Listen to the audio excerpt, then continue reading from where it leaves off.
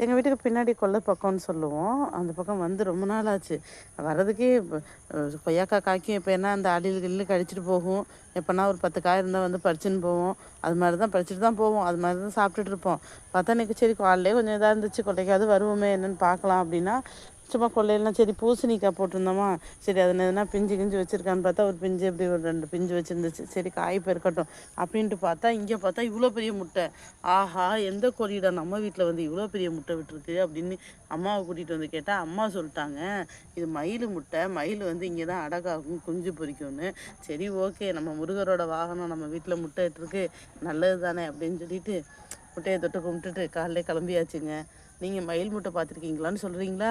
இது மயில் முட்டை தானான்னு ஒரு தடவை சொல்லிடுங்க. எங்கள் அம்மா தான் சொன்னாங்க, இங்கே தான் மயில் வந்து முட்டையிடும், மயிலுக்கு தான் முட்டை இவ்வளோ பெரிய முட்டையாக இருக்கும்னு சொன்னாங்க. அப்புறம் ஒரு நாள் மயில் என்ன பண்ணுச்சு, இங்கேயே வந்து உட்காந்துருந்துச்சுங்க. சரி மயில் வந்து உட்காந்துருக்கு அப்படின்னு வந்து நான் கும்பிட்டு போயிட்டு இருந்தேன். ஆனால் இப்போ தான் தெரியுது அது இந்த வேலை பார்த்துருக்கு, இங்கே தான் வந்திருக்குன்னு சொல்லிட்டு. மயில் முட்டையிட்டு குஞ்சு பிடிச்சா எவ்வளோ நல்லது தெரியுமா நம்ம வீட்டில்.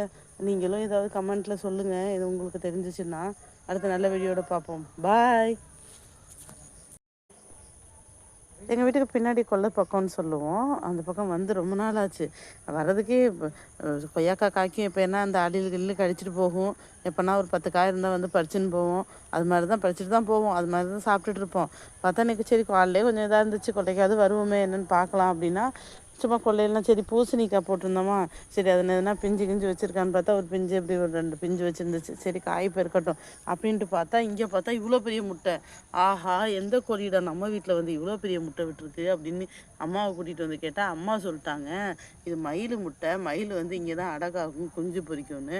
சரி ஓகே, நம்ம முருகரோட வாகனம் நம்ம வீட்டில் முட்டை இட்டுருக்கு, நல்லது தானே அப்படின்னு சொல்லிட்டு முட்டையை தொட்டு கும்பிட்டுட்டு காலையிலே கிளம்பியாச்சுங்க. நீங்கள் மயில் முட்டை பார்த்துருக்கீங்களான்னு சொல்கிறீங்களா? இது மயில் முட்டை தானான்னு ஒரு தடவை சொல்லிடுங்க. எங்கள் அம்மா தான் சொன்னாங்க, இங்கே தான் மயில் வந்து முட்டையிடும், மயிலுக்கு தான் முட்டை இவ்வளோ பெரிய முட்டையாக இருக்கும்னு சொன்னாங்க.